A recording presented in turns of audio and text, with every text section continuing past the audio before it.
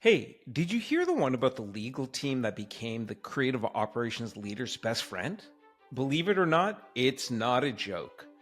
Welcome to the Creative Ops Podcast, and thank you for joining me yet again as I continue my never ending journey of curiosity of all things creative operations.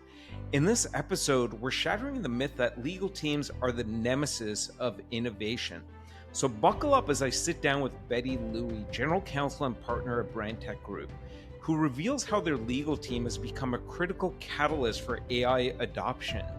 Betty pulls back the curtain on their greenlist process, a great example of how legal teams can create safe havens for AI experimentation. By proactively vetting AI tools and setting clear guidelines, BrandTech Group's legal team has given their creative workforce the green light to embrace AI with full confidence. But we've got more. Betty takes us on a deep dive into the critical role that her legal team is playing in navigating the AI adoption labyrinth. You'll learn how BrandTech Group's legal team is facilitating open, honest conversations about AI across the organization and with their clients, how they're tackling ethical dilemmas head on, like bias in AI generated content, and also joining forces with IT, creative teams, including you, the creative operations leader, and other key players to craft AI strategies. So, for you, the creative operations leader, this episode is going to change the way that you view the role of your legal team. And don't forget to tune into the companion questions and actions episode, where I'm going to be giving you some hands on tactics on how to approach and enroll legal as a co pilot on your quest to safely experiment with and adopt AI in your creative workflows. So, if you're itching to put your AI adoption plans into hyperdrive and need legal writing shotgun as your co pilot, stay tuned as we hear and learn from Betty Louie of BrandTech Group. All right. Betty, welcome to the Creative Ops Podcast. So grateful that you're spending some time with us today. I've been looking forward to this conversation because you're general counsel and one of the partners at BrandTech Group, a digital marketing group. And you've really been at the forefront. And I'd say that BrandTech has been one of the few organizations I've come across that's really pushing the bounds on accelerating the adoption of AI, both for internal processes as well as for the external client facing work that you're doing. I think our audience is really going to benefit from hearing about your earned experience going through this and leading this initiative for BrandTech Group and all the companies within the group. But before we get to that, the way we start off every episode is, what is your definition of creative operations? Great question, Nish. Well, first, it's a pleasure to be here. Thank you so much for having me. So, on to your question on what or who are the creative ops? For me, they are the people who take the brilliant creative idea and turn it into reality. And they're the ones that are able to turn it into reality in accordance with a brand's guidelines, timeline, budget. They're the ones that are able to execute on it. And all those people are creative ops. They are creative in and of themselves, but they're also very operational and they're able to execute. I love that definition. They're creative themselves, but they're doing it through the lens of operations. So let's move on to the main subject of today's episode, which is my interest in this was sort of spurred by lots of conversations across the community with a lot of our audience members where they want to move forward in using AI, but often they don't really feel like they've got the confidence or the permission to do so. So let's start off at a very high level. Your general counsel, as I mentioned, at BrandTech Group. So tell us a little bit about sort of your approach or BrandTech's approach to, creating a safe sandbox for people on your team to start to experiment and adopt AI. Yeah, no, absolutely. The way we approach Gen AI or AI tools in general is number one, we start with the premise that they're here to stay.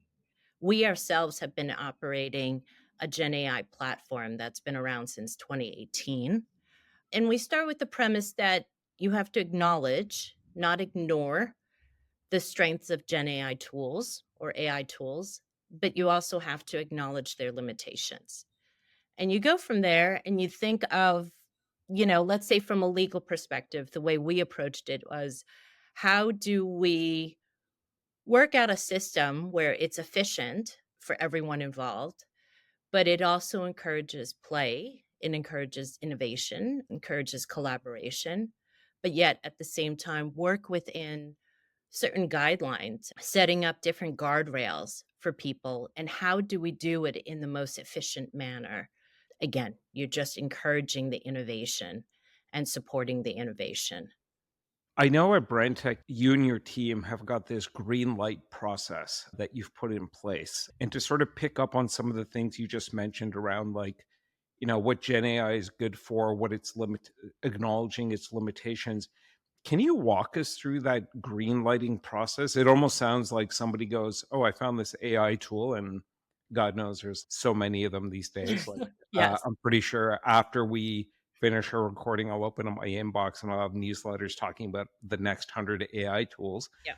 So, talk us through a little bit of your green lighting process in a way that sort of acknowledges the limitations of AI, puts in place those, I guess, guardrails or precautions that your team is really looking to do, but still at the same time creates that sandbox of like fun and experimentation that you also mentioned. Yeah. So we started the green list process when we started looking at Gen AI tools when ChatGPT was getting really strong and different tools were popping up, like you say, 20 pop up every minute nowadays. We heard about different companies going through the process in a reverse way, meaning every single time somebody on the team or somebody within the company wanted to use a tool, they would have to go and submit it to a Gen AI council of some committee that would oversee the process. And as we started working with the tools ourselves, I realized it takes a long time you have to invest quite a bit of time to figure out how a tool works, how it best works. You have to understand how to prompt it to get what you think you want out of it. And it is investment time that people have. And it's not very efficient to ask people to invest the time to experiment with different tools and come up with the most innovative tools and then have them go to a committee and have the committee say, "Nope, it doesn't pass our parameters." So we reversed the process and we did the green list process, which is we took it upon ourselves to first review, let's say we probably reviewed in the first batch about 25 different tools. And we reviewed it against a set of different parameters. It's a combination of legal tech, some softer sides of it, probably like 15 different parameters that we review it against. And we put it on, basically this giant metrics of understanding where the tool's strengths are and where the weaknesses are. And then and then we internally weigh it as to whether or not certain parameters would merit it being on the green list or amber, which is more an internal tool that you could use for creative brainstorming, but not for outward facing work. Or if it stays on the red list because there were certain red flags that we weren't comfortable with. So we created this list as a metric so that it encouraged people to play with the ones that are on the green list. And therefore, it encourages people to play around with it, invest more time in it, but also to come to us with additional tools that they thought were, worthy of the group looking at and had really innovative features. And we've reviewed about over 60 tools to date. So there's quite a bit. And we put tools into different categories. So we have tools that are in text to images, text to video, text to audio. I mean, there are all these different categories of them. And the premise was needs to be at least one green listed tool for each category. And in fact, there's often two or three. And it's a way of ensuring that the creatives have enough bandwidth to encourage, to continue to play and to innovate and to create images that are really cutting edge and interesting, but at the same time have certain parameters and for legal to have certain visibility as to the type of tools the company's using. I really like the simplicity of the traffic light Yeah, metaphor. exactly. And I like how you think about it. Like green light are tools that you can use. You could also use it for client facing work. Yellow or amber are tools that you could use, but for only internally facing. So, as you said, for creative ideation and things like that. And red light is no, don't use these tools. We've looked at them. And red And light is more of don't waste your time playing with these tools right, because you're not because going to be it's able to use it. yeah. And it's O- really just also just being respectful of the entire team's time, collective time, right? And saying, work with the green tools and we can continue on that path. And that's a good way of, yeah, utilizing people's resources and time.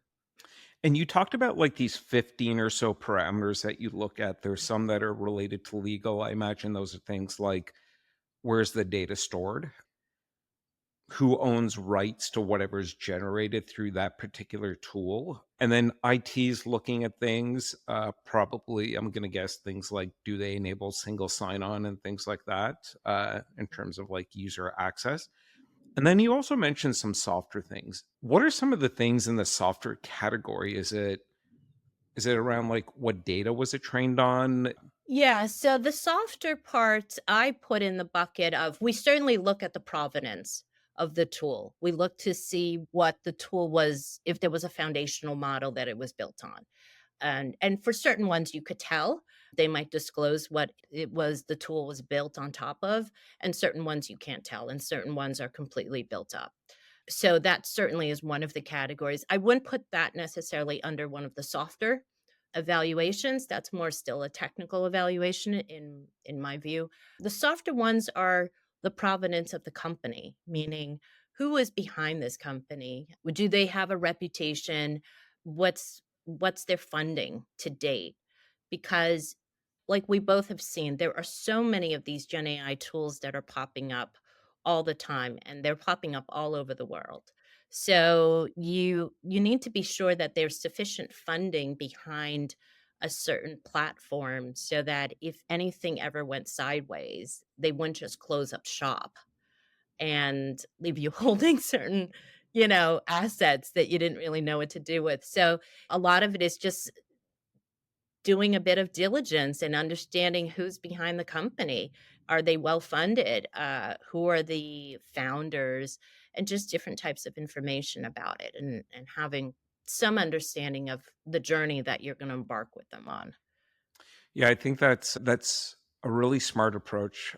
My personal opinion is that the vast majority of these AI tools are not going to be around for very long. I just think it's such a fast-moving, complex, competitive environment, and as we've seen, the big players are just constantly releasing new capabilities that are making a lot of these smaller AI players irrelevant almost overnight. So it's Yeah, it's certainly I mean, it is such a fast-moving and interesting sector right now because, like you say, it is very difficult for smaller players to compete with some of the larger players that are in motion.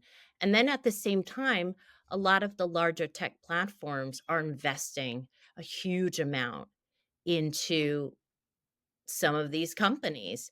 And then these companies overnight go from a very young startup to something that is a company that's incredibly well funded with like not millions, but it could be billions.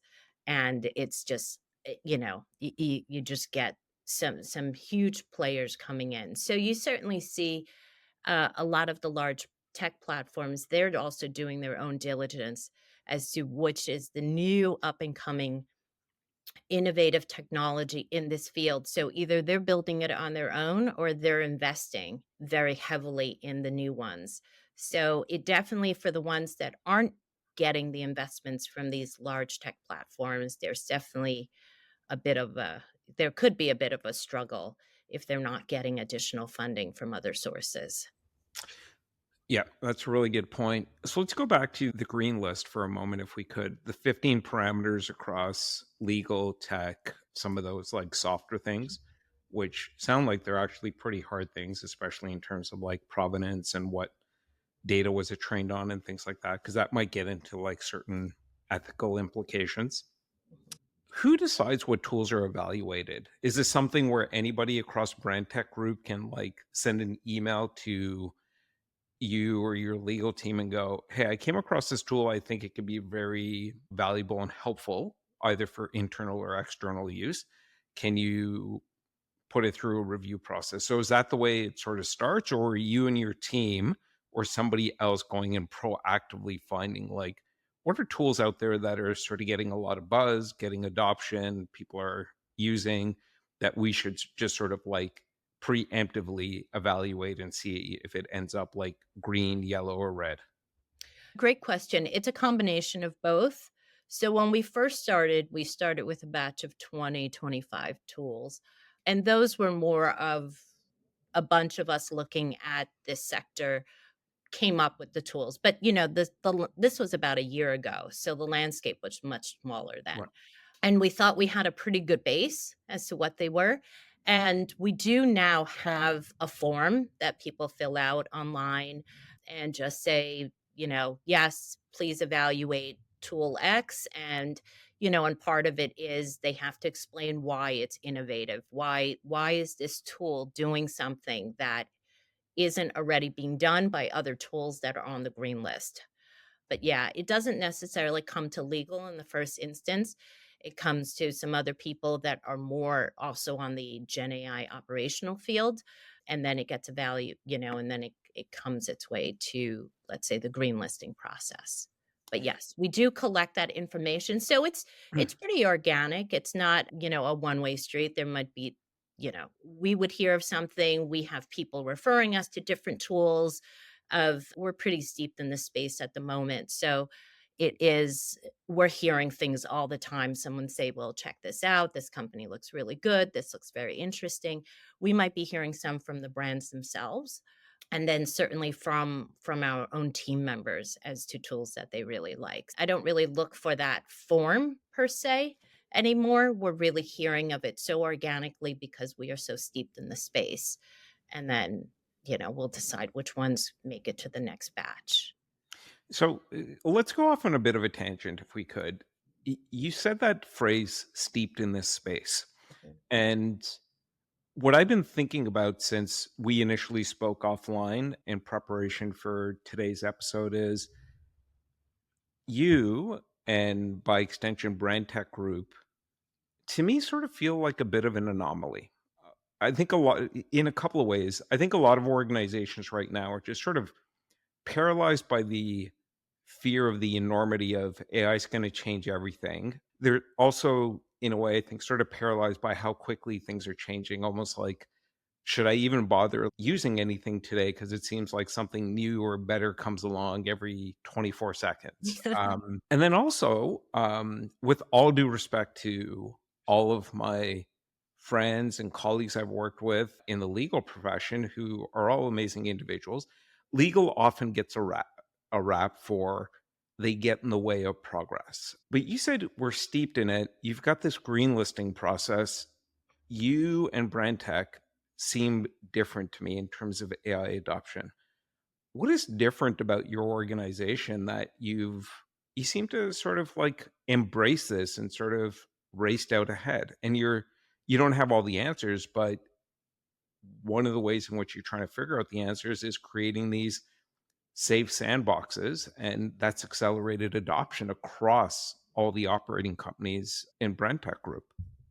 Yeah. No, absolutely. I mean, I have heard of, different companies or different agencies being somewhat paralyzed by, I guess, the enormity of Gen AI and the issues and the headlines and various things. We haven't been, and that's not part of our founding thought in terms of the brand tech group whatsoever. And in addition, we have a Gen AI platform that's been in use since 2018. So with Pencil and Pencil Pro, that is very much something that is being used and being piloted and being scaled up. There's an enterprise version. So it's something that we're very intimately familiar with and involved with, much less, we are developing it and accelerating it together. What is interesting in terms of the approach of the BrandTech Group with respect to Gen AI is I think you hit it right on the head. It's we assume it's here to stay. We know it's here to stay. This is something that is in use. And will it look different in a year? Most probably. Will it look different in probably 6 months? Most probably. But we're not approaching it from fear in terms of putting the brakes on. In fact, we're doing the opposite. We're leaning in and saying, "Oh, interesting. Tell me more. What does it do? Let me understand it. Let me see if this is something that's useful. How do we build on top of it? Of how do we work with this and other tools?" And that type of DNA you will really see across the company. And it's not just legal or different departments. It's every single facet of it takes that approach. And we're really open to talk to different brands about this, different brands about what we're seeing, how we're approaching it, how they're approaching it. And it's super interesting conversation because the Gen AI space is so new in many ways, or maybe because it's moving so quickly. And you really get to see, well, this is where I see some of the risk, or do you see the risk over here? Or another brand might say, you know what, I have other requirements that I need to go past their own internal green list. So it becomes a very open, collaborative discussion as to where the risks are and where the pros are, where the benefits are. So once you embark on that approach, the rest just follows along, and legal is definitely very much a part of that process. I hope that anyone's listening here that they're forwarding this episode to their own legal teams and going like, we can work together to create our own green list to sort of get past that paralysis and start to have more confidence around the way we're playing with and experimenting with and adopting these various AI tools. You mentioned that you're meeting with like different brands. There, I assume it's the clients that brand tech group companies are working with. When you're meeting with them, are you sharing your own green list? Is there transparency around here's the tools that we're using, here's how we're using it? So, in terms of brands, when I say brands, absolutely, it's the clients of the Brand Tech Group, or any of the group companies, or even any potential clients. It's we are talking about our process of which tools we're using, what tools they're comfortable with. Oftentimes, it starts with discussion on Pencil Pro and all of its benefits, and certain parameters where we have built into Pencil Pro that would ensure that it's well ahead of even the rest of the pack in the green list.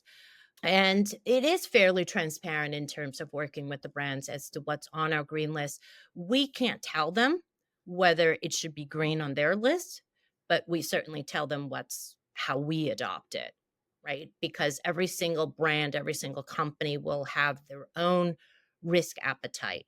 But we could tell them the parameters that we've looked at, how we evaluated a certain tool. And certainly it's a very open discussion about that.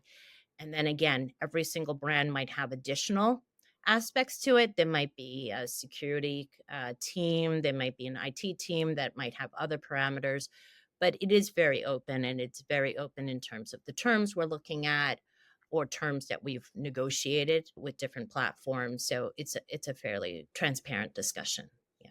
So if I'm one of your clients and you're sharing your green list with me and the parameters, one of the questions I'm probably going to be asking is you've got these 15 parameters, legal looks at some things, IT looks at some things, and then there's that sort of like the softer bucket as you called it. What comes out of all the inputs? Is it a numerical score, or is it ultimately like you look at all the inputs from IT, your legal team in that softer bucket, and then you make the call on, yes, this gets on the list, either red, amber, or green. Or is there a formula behind it?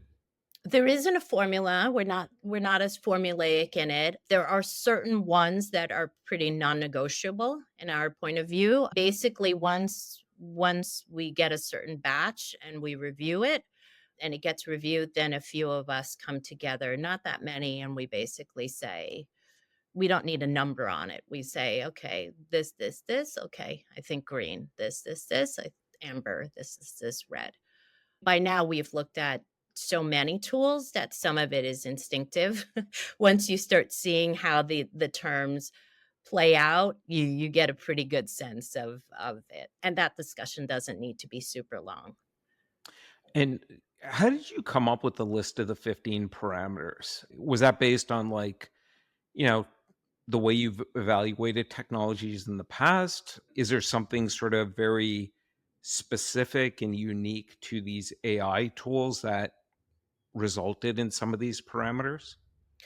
I mean, some of it is just how you look at AI tools in general, and certainly there's a lot of it with respect to Gen AI.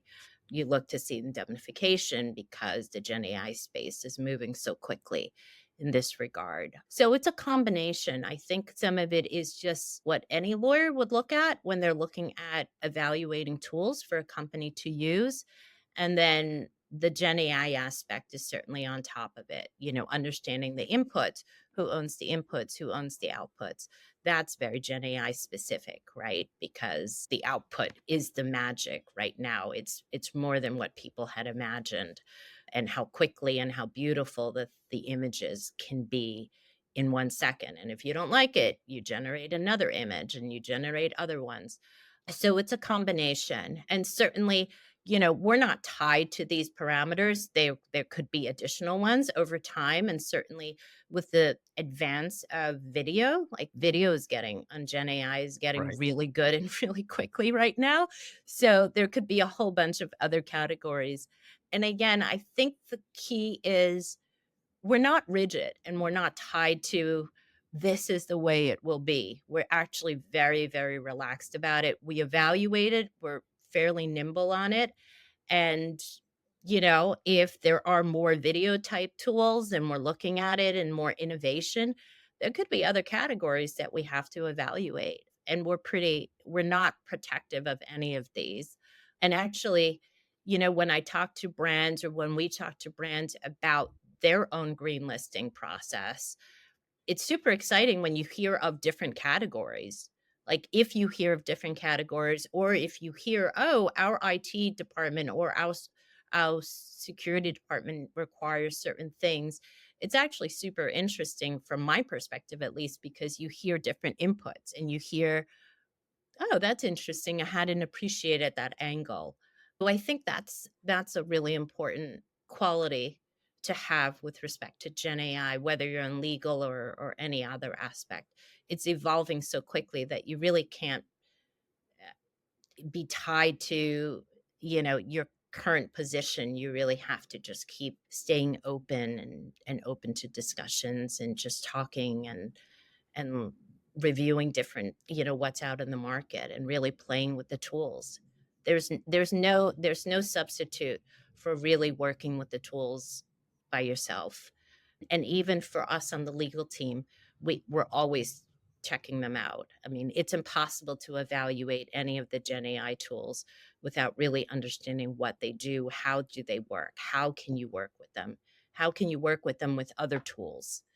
That really allows you to understand the whole process.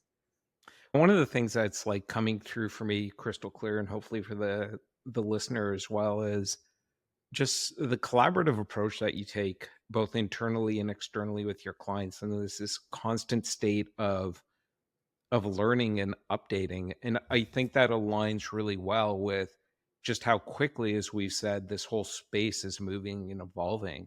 And you've got a few dozen tools on this list now. Are you having to go back and sort of reevaluate these tools on a set cadence because maybe their terms and conditions have been They updated do. or their They do. capabilities are changing? And again, everything is moving so quickly. So has that changed the way you and your team need to operate? Yeah, we do. Yeah, the terms are changing pretty often. So even on tools that where we evaluated of just recently, there was a tool that we had put on the red list and somebody had said, "Hey, I think they just came out with new terms." And we looked at the terms and We're like, okay, it can be green now.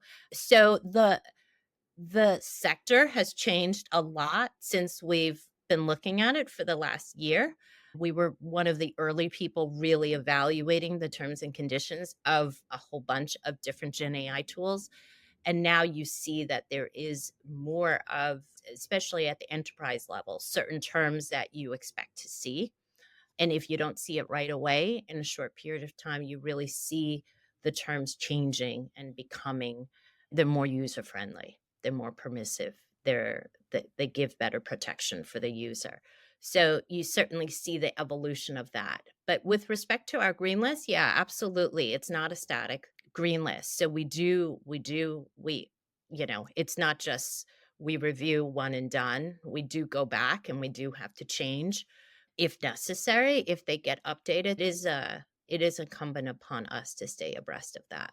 And again, it's a reflection of how quickly things are moving. And I think very often it's we negotiated the contract, we got all the terms and conditions we needed with the technology vendor, but most technologies Gen AI age were sort of static, right? Like they didn't really change all that much or all that frequently. And we're just living in a different world. And it sounds like through your engagement with a lot of these Gen AI tool vendors, they're also listening to forward thinking legal practitioners like yourself and going, here's how we need to think about updating our terms for somebody like BrandTech Group to move us from the red list to the yellow list or the yellow list to the green list as well. You definitely see they are much more open to discussions and different things. At the same time, you also see that for Gen AI tools in the past year, I've also seen how they've moved into before they were much more open to any type of discussion. It didn't matter how much you were purchasing from them. And then soon they moved into tiers, meaning if you purchased a certain amount, you got certain types of terms. If and as you Okay. moved up the ranks into enterprise terms, you got much better terms. So they definitely moved into a type of tier system as to what do they offer in exchange for dollars, but then also in exchange for terms. So the higher you are up in terms of enterprise level, the better the terms are. Without negotiation, they give you better terms. So I've seen how the industry has also matured into a much more open discussion, them being open to discuss with anybody to a tiered system. Just as a way of background, part of our Gen AI policy is we also have a very robust do's and don'ts. So that is how people also operate Gen AI tools. So it's not just screen list and you're free to go. There are certain things that are do's and don'ts that people really need to adhere to, and that's a super important practical approach that we really look for the team members to look at. So it's not just look at the green list and you're fine to do everything or whatever you want with the green list, but you know, you operate the green list in conjunction with the do's and don'ts. You're taking us exactly where I wanted to go next. So let's talk a bit more about the do's and don'ts. Because really, what I want the audience to get out of this is whether they themselves or they go and talk to their legal team is to say, let's work together and sort of come up with a process for how we confidently bring AI at a quicker pace into our organizations and be able to move forward. So when you talk about the do's and don'ts, who comes up with those do's and don'ts? Is it the legal team? Is it the people that are actually using the tools, like the creative directors? It's a team effort. It's a team effort. Legal certainly leads it, but it's a creative effort. It's a collaborative effort. So there are creatives involved. There are some of the technical sides involved, but it's a list. Like for example, don't put in any confidential information. Don't put in any sensitive information.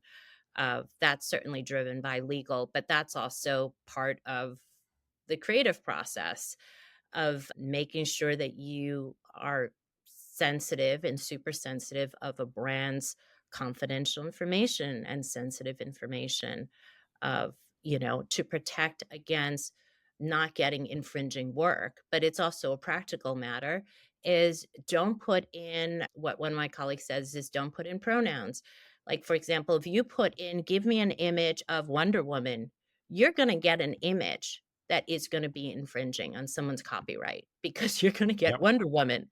But a creative who is very aware of the Gen AI space also wouldn't do that because it would be a waste of his or her time. Because why would you want to put something like that in and get an output that you could not use?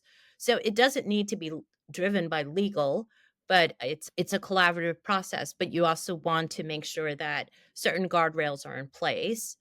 That at the same time, for the ones that are using the Gen AI tools a lot, they would also, and that's part of the prompt engineering, they would also know how to do certain things so that they could get the better output, an output that they could really work with and use, as opposed to, "Ugh, this is completely infringing, and I'm not even gonna do this." I love that Wonder Woman example because I 100% agree with you. So let's say a tool like Midjourney that I think most people have probably heard about and probably used. I'm going to guess it's somewhere on the list. I'm going to guess it's on the amber list. Like you could use it for creative ideation and things like that. But it's almost like if you're not careful with your prompts or you're not using like the private feature in Midjourney, that could be used for like, a competitor finding out something. So, Yeah. for example, let's say Acme Inc. is coming out with a new product or a new service or a new slogan or something like that. If you start to incorporate those as part of your prompts in Midjourney and you're not using the private feature, that can be monitored because it's all on a public Discord server.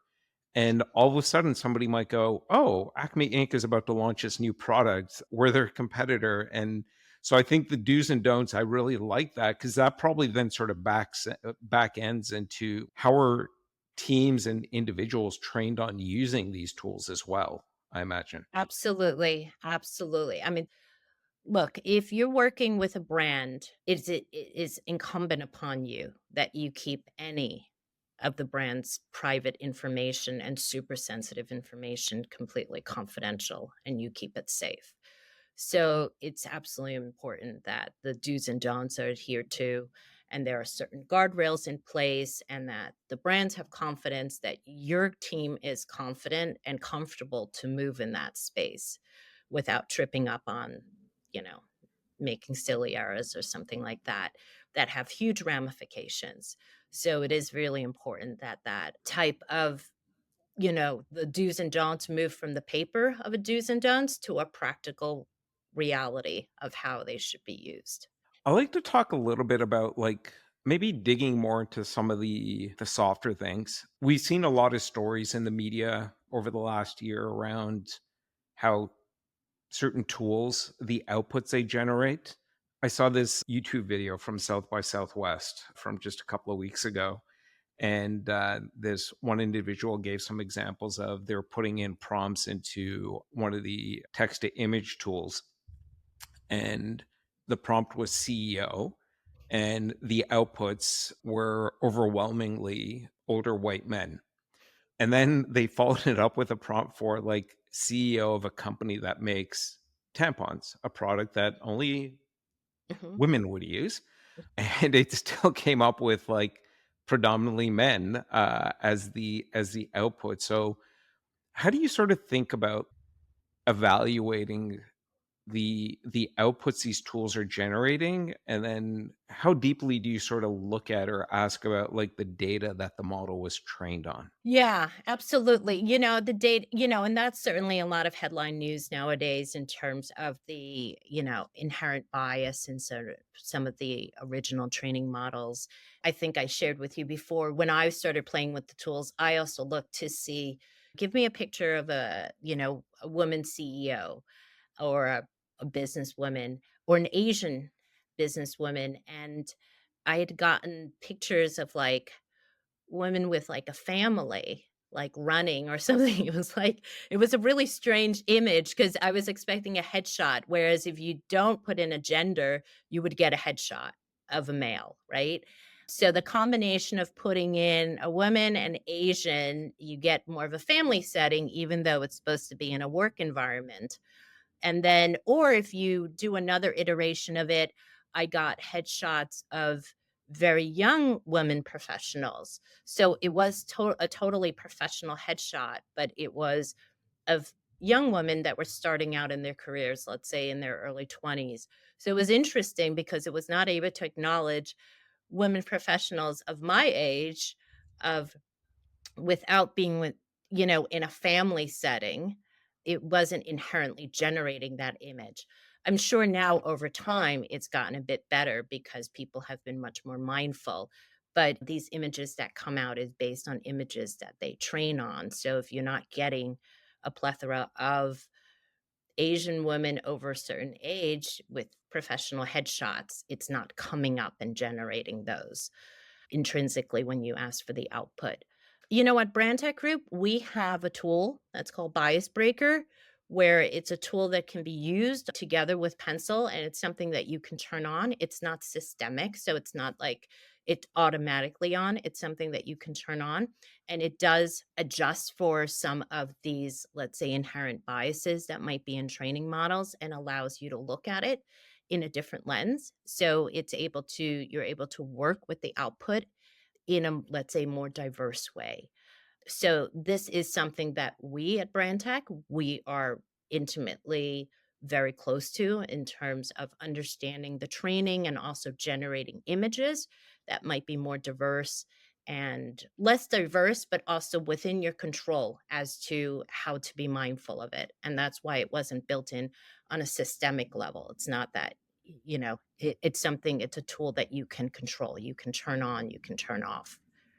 One of the things I've found fascinating about these incidents that have happened where people are like, I just can't get it to output something that is is relevant to me or relevant to the client, whether that's an external client or just if you're an individual brand, like relevant to us, is I often think about a picture says a thousand words and the discussions it leads to, because I think very often we're just sort of blind to these biases that are inherent in a lot of the systems in our world. We've often heard these stories about mortgage processing applications that have long used machine learning and AI, where with hindsight, they've been able to see there's, because of the data it's trained on, there's bias that is then carried through to who gets approved and who doesn't get approved, what interest rate do they get. But it's often hard to quote unquote see that because it's almost hidden. What I think one of the sort of silver linings of these text to image tools that are just again put in generate image as CEO, and you're predominantly going to get like a white male image that comes out of it, is that it shows you right on the screen like bias, and it's not like on purpose bias. It's just this is the data I was trained on, and that data is sort of a reflection of the world that was and is, and not necessarily a reflection of the world that we want to live in. Yeah, it's definitely, I think it's definitely brought the discussion of inherent bias or unconscious bias to the forefront because when you see these images generated over and over again and it's hitting a certain theme, it's hard to deny it, right? Because the models themselves are just portraying what it was trained on, not other aspects of it. And that's why if you build in other aspects that will help break the bias or analyze the bias, it helps tip the scale and you get different types of images. Yeah. Right. Okay, just a couple of other areas I want to touch on before we wrap up today. One is once a tool ends up on the list, or let's say even taken off the list, or it changes what color it's at, how do you communicate that across the organization? Is it just simply an email goes out to everybody across BrandTech Group, or is there some sort of structure or process around that? Yeah, it's more organic. It's not an email because again, the list is pretty it moves pretty Dozens. quickly Yeah. and everybody's just inundated with a million emails nowadays. It's just a list that is part of our Gen AI policy and it stays up on a portal after it's launched. And then somebody can go and look to see where they are. If they're looking at a certain tool, they can just look it up and see where the tool is on our list of. So it's Got it. actually pretty transparent. Got it. And I think that's part of moving faster, right? Which is one of the core principles that you and the BrandTech Group have adopted when it comes to AI. It's here, and we're going to move quickly. And there's a list. Any of the thousands of people across BrandTech Group could go like, "Yeah, I want to start using AI. Let me go and see what tools are available." And it clearly lays out the do's and don'ts of any one of those individual tools. And I know because we interviewed Michelle Vincent from the CEO of MoFilm, one of the brand tech group companies, I think way back on episode 2, and they've got this, like, beautiful ethos of, like, open and transparent experimentation, Yeah. where I'm guessing they're going to the list going, "Oh, okay, here's this tool. Let's start to experiment with it with maybe a handful of people," and then they're just sharing that across MoFilm, and that's had so many positive effects in terms of, like, people not being scared of it, seeing how it's gonna help them, and you've even used language through our conversation today. You've kept calling it, like, these are just tools, and that's in stark contrast to a lot of organizations I speak to where the language and the narrative is around these things are coming in to replace us. But you and BrandTech Group sort of talk about it as these are tools that we're going to use and leverage to unlock the immense creativity that we have across the organization. Yeah, absolutely, absolutely. We don't see it as, "Oh gosh, this is so threatening." We see it as, these are tools and look at all the cool things that they can do, and what more can we do on top of these or with these tools?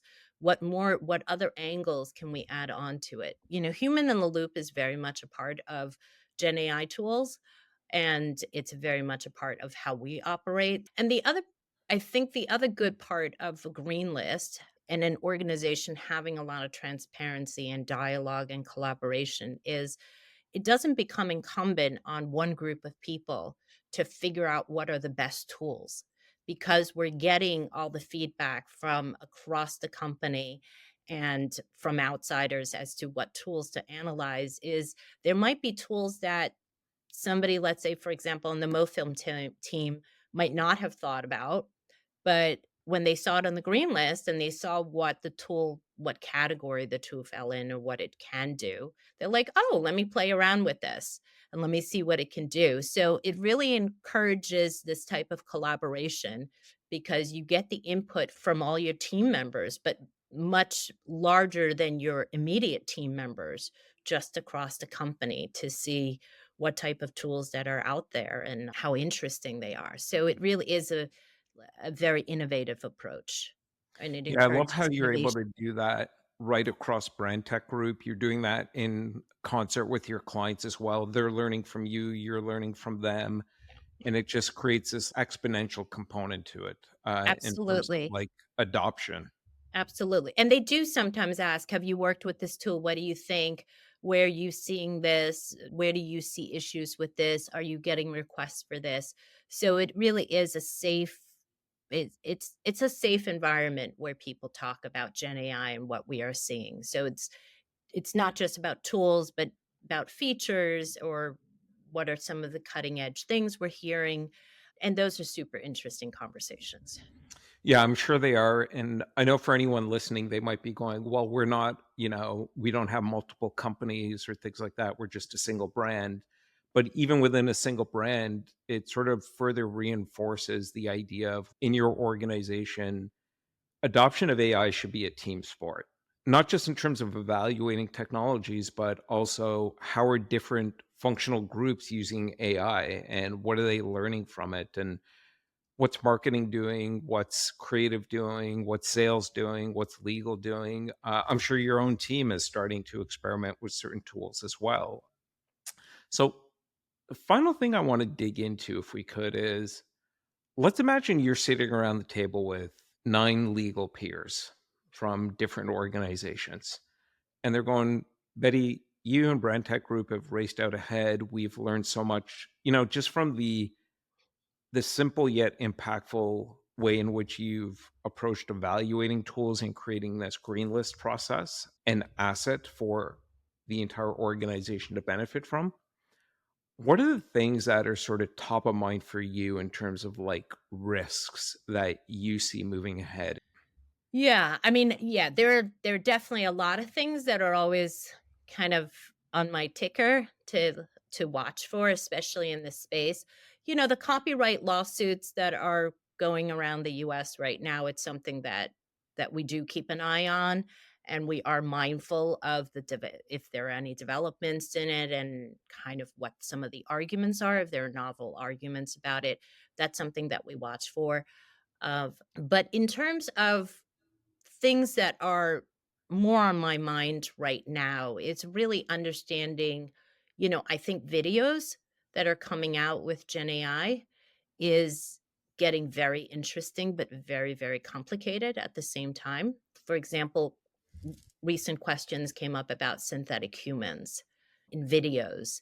And so it's like you start getting the confluence of legal, ethics, cultural, with creative all in one. So it's these really interesting ideas because as the technology gets exponentially stronger, the legal issues get more layered. That's something that I watch for and that I'm trying to stay abreast on and really understanding what's the best way to roll it out or what's the best way and how to stay, in tandem with the technology that's developing. Another thing that I think is super interesting that's going on is that the brands themselves are really leaning into Gen AI in the sense that they're saying, "We have our own library, and we have our own voice, and we have our own images, and we want to bring that to the table." It's like you bring your own model. They have their own way of approaching things, and they want to use that in conjunction with existing Gen AI tools. And that's super interesting as to making sure that we're able to really leverage that alongside of the brands. So is that almost like they're going to use their brand assets, which is data, to train a model? It can be to use their own model, yeah, so That's that the interesting. images are in their voice, in their names, in their, assets that they've used before. Yeah, and I know you've mentioned Pencil, which is a very fascinating company to me. They've got their own AI tool. They build their own AI tool. I think every brand is going to end up building their own AI tools, like starting with we're going to use our own data and assets to fine tune a model to output something that sort of looks and feels and acts like us. And your first point about as we're starting to see like these synthetic humans and some of these other capabilities come in, and you talked about like culture and what are the ethical implications. That's where I think, again, it's going to be very fascinating for organizations and for the role legal will play because that's going to start to get into some very like ambiguous areas because we're going to be able to use these tools to do things we couldn't do yesterday, to move faster, to do more. It's gonna have implications for our brand, our culture, our business models, for sure. So I think legal's job when it comes to Gen AI is just getting started. This really is a team sport, and legal needs to be part of these conversations. You and your team and BrandTech Group are a great example of this. They're enablers of all this because if you think it's complicated today, we haven't seen anything yet. It's Yeah. about to get exponentially more complex in terms of the questions, the opportunities, and the challenges we're all going to have to face as individual brands. Yeah, you summed it up perfectly. It's the intersection of all these different aspects coming together, and it will continue to come together in a more complicated manner, that it doesn't just involve legal, but legal is certainly a big part of it. That makes it very interesting, and it is important for people to get involved sooner rather than later, because it will only get more complicated. So let's go back to that table with your nine legal peers from different organizations. What are you telling them about why they should be excited about this time and this opportunity? Why are you excited about all this? Your excitement has come through in every one of our conversations. What gets you going about all this? It's super exciting. I mean, it's I don't to me, it's just intrinsically exciting, right? It's seeing all this magic before your eyes, and to imagine that this magic that's happening before your eyes is only, you know, level 1.0, whereas in your whatever you're seeing, you're all you say is, "Wow, wow, wow." That to me is intrinsically super exciting. And I think, the way I approach it for the legal teams, with friends and with brands themselves is it's fantastic for legal to get involved because in the marketing industry, something that maybe legal in the past wasn't necessarily in the forefront of evaluating different types of things. You might see, let's say, an image or an output that a team put together, and you might see it at the last minute before it gets approved to go out to a client. Whereas now you're really part of the process altogether. You're not creating the images in that mix, but you're part of the initial process as to understanding the tools that are being used and what can be used. And you're certainly part of the dialogue as to how things are built, how the creatives can use the tools in a safer way. And then you get to see certain outputs along the way. And it certainly brings the team closer together on the collaborative side. I think Gen AI, yeah, go back to our original premise is we look and we acknowledge the strengths of Gen AI tools and we also acknowledge their limitations. And we know that the tools are here to stay so that we really lean into it.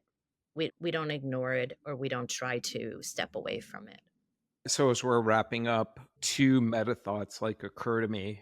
One is the softer side of, as you've said throughout today's episode, it's here, we're embracing it, and we're really approaching it as these are tools and enablers of creativity. They're not replacements. Will it change what we do, the way we do it, and have other implications? Yes, but it's here. Let's embrace it and let's leverage it to our benefit, to our clients' benefit. And then two is just some very simple and practical approaches to like how do we just start to evaluate these things? You've made it a team sport at BrandTech Group, both in terms of evaluation and implementation. And that's allowing you to move faster. And I've talked to other people across BrandTech Group, and this isn't just pontification. This is true. People on the ground in the trenches doing the work, they're benefiting from this and they're able to move forward with confidence, where they're able to move forward with fun and excitement because it's being done in an open, transparent way. And they're embracing the change because it's going to happen. So you may as well just do it with the eyes wide open sort of way. And, it's meant to really be a collaborative effort so that whatever tool somebody's using, they feel like they have the support of the company on it. Yeah. Well, Betty, thank you so much. I know this is going to be incredibly valuable to the listener. And again, I'd encourage them to forward it on to their own legal departments. And you might end up getting a bunch of pings on LinkedIn afterwards going, tell us more about your evaluation process. So, um, Happy to do so. all right. Thanks Well, very much thank for you, Nish. This has been super, super interesting. awesome. That's a wrap for today's episode. Remember to please do three things. Number one, head over to creativeops.fm and sign up for that companion newsletter. Number two, whatever your favorite podcast player is, please hit subscribe. Search for Creative Ops, all one word, Creative Ops Podcast. Make sure you don't miss the next episode. And remember, number three, this isn't just my journey of curiosity. This is our journey of curiosity about all things creative ops. So if you've got a question or maybe a different perspective about what you heard today, or maybe you just want to share something that you're curious about, drop me a line at nish@creativeops.fm. Thanks so much, and I look forward to catching you at the Creative Ops Water Cooler for next week's episode.